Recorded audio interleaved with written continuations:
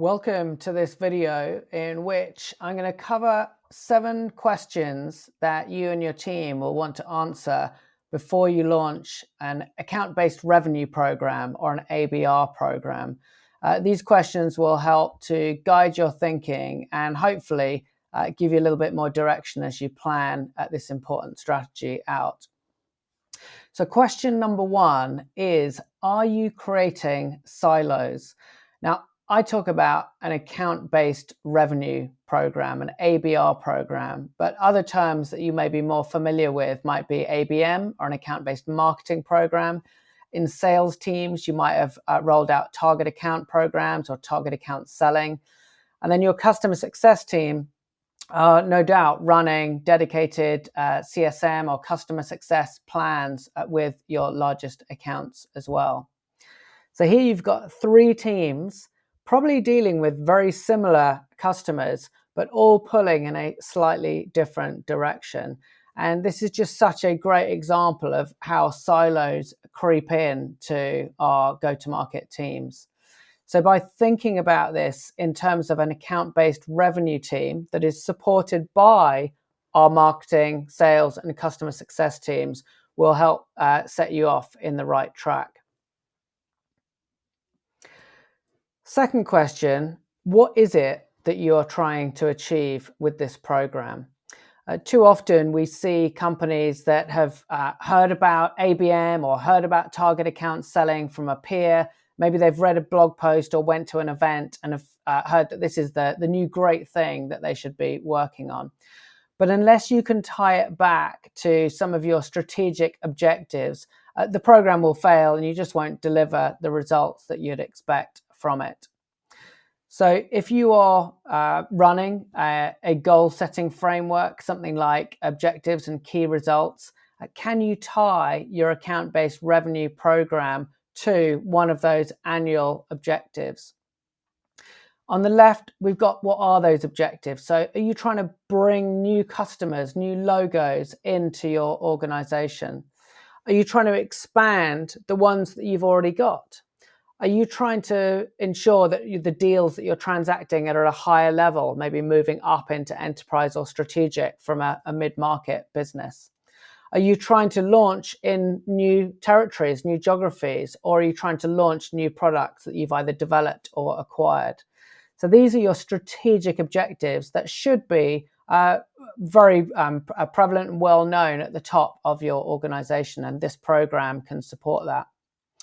And having defined our objectives, what are the key results that will tell us how we're progressing on our journey to that objective and to let us know that we've got there? And an ideal key result has got a number attached to it. So are we looking over the course of this year to acquire a certain number of new logos, new accounts? Are we looking to generate a certain amount of revenue? Are we looking for our average deal size to go from X to Y? So defining those numbers will really help ensure that your core team and the wider organization can track your progress as you are embedding this program. Our third question is just making sure that everyone is aligned on the different stages of your buyer's journey. Now, the reason why I mentioned this is that in a siloed team, sales are probably very aware of what the different stages of their opportunities are. Marketing are probably very aware of the stages of their marketing process. And customer success probably have some ratings about the health of their accounts. But it's by bringing all of this together that can really ensure that we're targeting our account-based revenue program at the right accounts and delivering the right kind of information and support to those accounts in the stage that they're at. A couple of sort of sub-questions to ask yourself as you look at this typical buyer stage definition, which comes from the US VC firm Iconic. How do we handle more complex situations?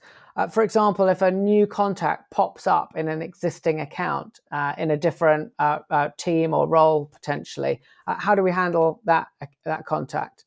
How do we deal with subsidiaries in existing accounts? And how do we look at different regions of global accounts that might already have a contract with us, but not in their headquarters? So are we all agreed within our teams about how we're going to handle those and define where these accounts sit in the process? Our fourth question is, how are we going to select our target accounts? And this may seem a really simple question, but there are a number of nuances to it. There are typically three main levels that we go through in terms of defining target accounts. The first is to really understand our ideal customer profile, which is an account or an organization, the type of company that we want to prospect into. And then secondly, the buyer persona. So what are the individuals or roles within those companies that we're going to be targeting?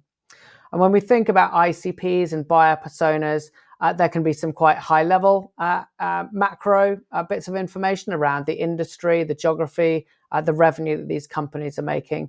Or we can get into some quite detailed, specific things about the amount they're spending on specific technologies, their current open roles that they might have, and maybe details that have come out of their quarterly or annual report. So this is really information about the type of company and the people within it. The second is to look internally at our own CRM system and to look at information that we've got about these specific accounts in there.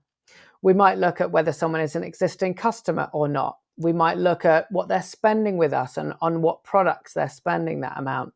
We might look at what opportunities we've had or lost that have come from different segments or subsidiaries in their account. We might look at any intent data that's providing us with the opportunity or potential for this account. And then the third is really that human element, either from the AE or, if it's an existing customer, from the CSM. What do you think? What's your gut feel? What are the types of accounts where you think we've got the best opportunity over the coming year or two? Perhaps we want to speak to our partners. We've got system integrators or technology partners or resellers that we work with. What are you seeing in the market? And when you look at a set of our accounts, where do you feel the best opportunity is? Speaking to the managers of those AEs or CSMs who've got a higher level view over their territory, where do you think we should be investing our dollars and time? And so across each of those three, we can start to evaluate what should be in our target account list. Now, one gotcha or recommendation is just a reminder of what ICP stands for. It stands for ideal customer profile, not existing customer profile. It's very tempting, and a useful first step is to look at our existing customers and to determine what makes a great customer. What industry are they in? What customer are they in? Who are we selling to? The specific roles or personas. Well, that is our existing customer profile. But in a lot of clients that I work with, actually who they've sold to in the past is different from who they want to sell to in the future. So use that existing customer profile as input, but also consider who is it that we want to sell to in the future, and that may well be different from what we see in our closed won opportunities. When we start to then dive in a bit deeper into the ideal customer profile, I like to go through these different areas. Of course, there's some high-level macro information, the size of the company, where they're based, the size of their revenues. We might start to look at the type of business. Are they selling B2C to consumers, or are they selling B2B? Are they in specific industries? Are they growing or declining? Where do they have offices? And then specific to your organization, there may be some other criteria. Are you interested in the technology stack that they have? Maybe that's relevant to integrations that you're doing. Are they selling products or services? Are they a young culture that is very much remote, or are they in an office with a more senior working environment? Do they have certain partnerships? All of this can start to help you to really define the type of organization account that you're looking to target. Then we go one level down and we start thinking about the individual buyers or buyer personas that we're going to be targeting.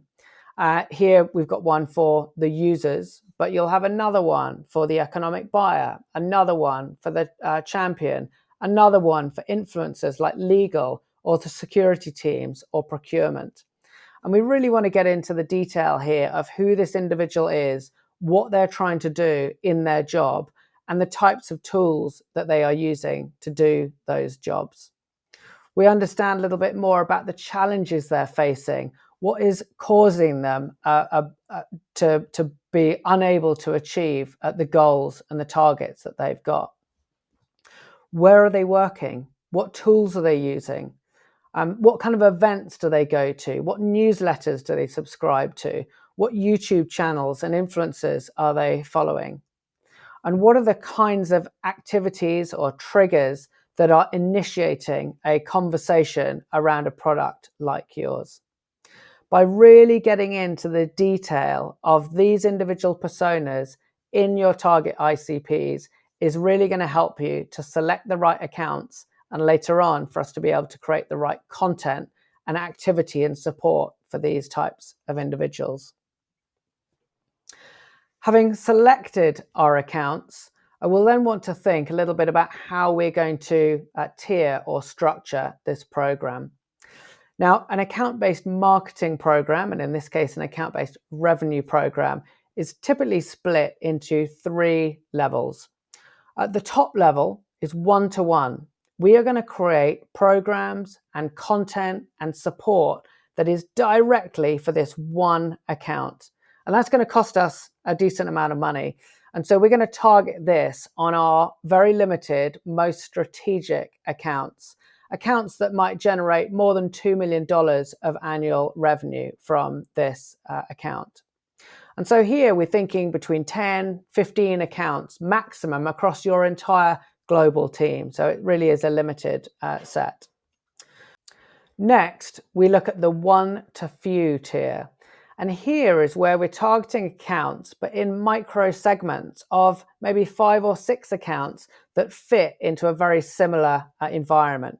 There might be 5 or 6 oil companies, for example. There might be 3 or 4 media companies.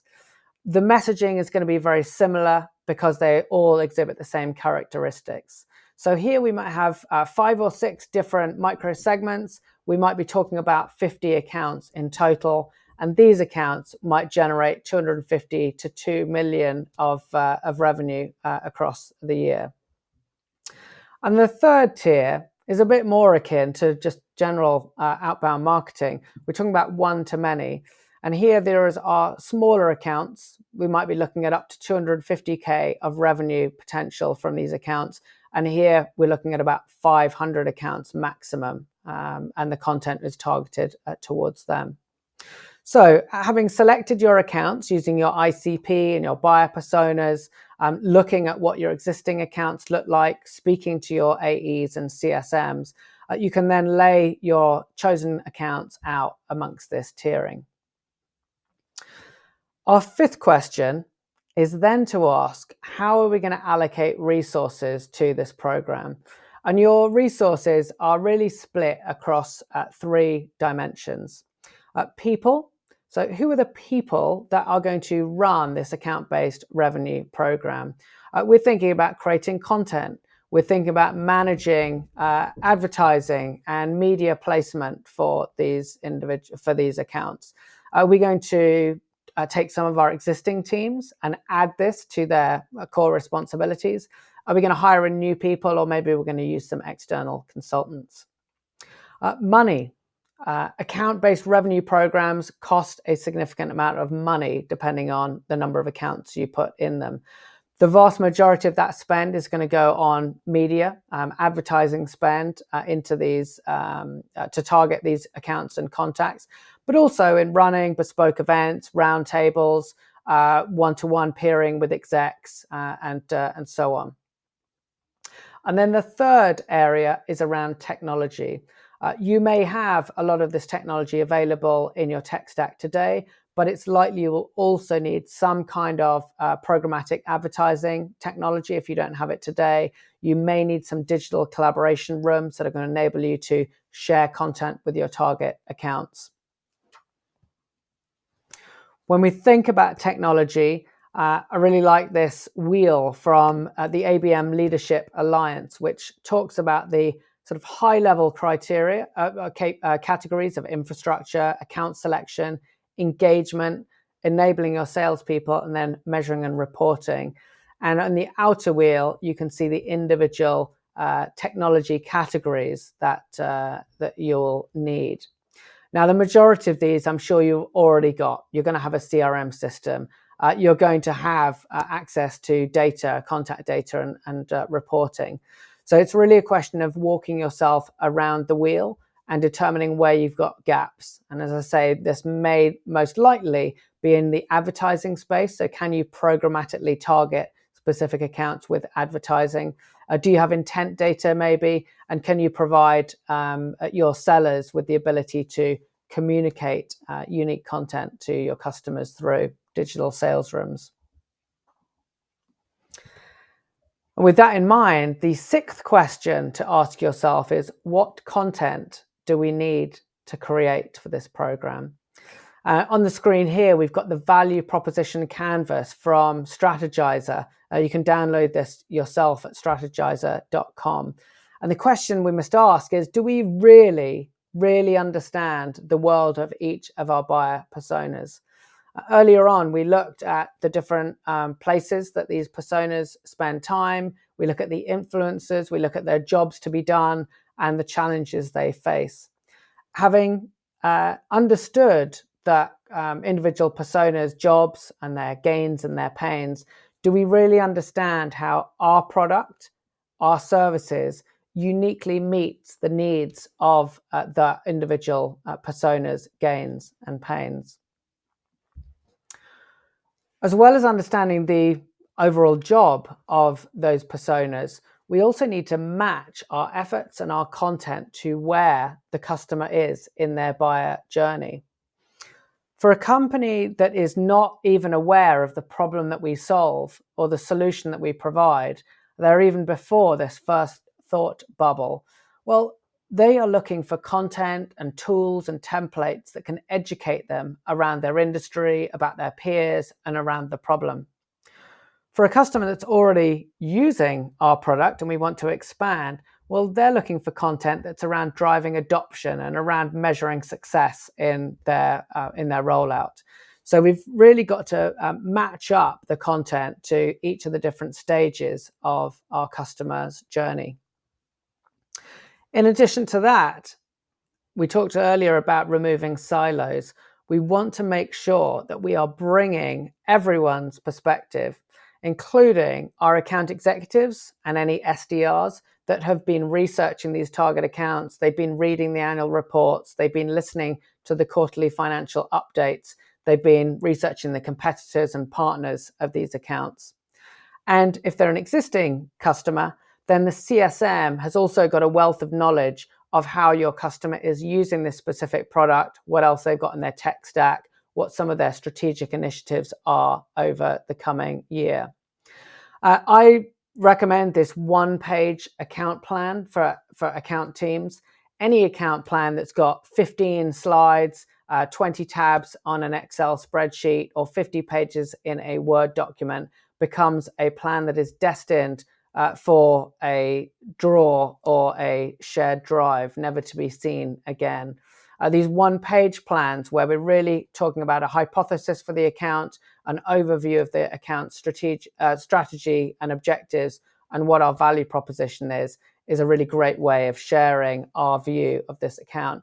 And this can all come into defining the types of content that we're going to create for these accounts. And when we think about content, we must think beyond an ebook, a PDF, a video. These are very standard types of content. What buyers really want is something that really helps them to understand their situation and helps guide them in what to do next. And these 7 types of content are recommended by Gartner as types of buyer enablement content. So think of a calculator that allows you to put in various bits about your current state situation and advises you on the cost of inaction. Imagine a tool that asks you 7 or 8 questions and provides a diagnosis on your maturity and directs you in a particular direction. These are all fantastic tools that buyers really engage with because it helps to educate them about their world. So taking in what you've learned about your buyer personas, your ideal customer profiles, from your account executives and from your CSMs, can you create really unique content for a specific account, one-to-one, or for a set of accounts, one-to-few, that really enables them to understand their situation better than they did before. The sweet spot for this account-based revenue content is right in the middle of these things: the ICP, the persona, the status they are in the journey, and any account triggers. Maybe they've just announced an acquisition, maybe they are hiring for a particular role, maybe they've just acquired a particular technology. We want to create highly targeted content and a highly targeted offer for that particular individual that they absolutely have to respond to. Question 6 is really about the deployment of your account-based revenue program. How are you going to support your target accounts depending on where they are in their journey? We talked about accounts moving from being totally unaware of our organization to passively looking at our sector, to actively looking for a solution, making a decision, and then expanding into new segments or new teams. And across that spectrum, we're going to provide accounts with a different set of support and activities. For those that are unaware, it's really about raising that awareness about the problem and about the category that we're in. We might be targeting these accounts with specific adverts for accounts or individual contacts, either through social or through other areas or sites where they're getting content. As they start to transfer through their buying process, we start to look at more face-to-face and more personalized activities, including exec roundtables, pairing them with other accounts, bringing them to events, or actually introducing them to other members of our teams. And then our 7th question and our final question is, as we are deploying this program, how will we measure success? Right at the top, with our 2nd question, we talked about what is our objective. And so how will we measure that? And here are some examples of metrics or reports that you might start tracking. The key thing is to make sure that you're reporting on these in a centralized reporting platform. So you might have an ABM platform. Well, you can track some things in there, but then you might also have your CRM system, and that's where you can track things around opportunity. And then you're going to have maybe a customer success platform where you're tracking about customer account health. Instead of having each of your teams create siloed reporting, bring all of this together in one central data warehouse, one central data visualization. Your RevOps Insights team will be able to help you with this if you don't have access to that yourself. And so there we have it, 7 questions that lead you through thinking about how to define your account-based revenue program. If you need any help with this, just get in contact. I love helping clients as they go on this journey. Driving account-based revenue is going to be absolutely critical to anyone that is growing their pipeline in enterprise and strategic accounts, and I'd love to help you on that journey.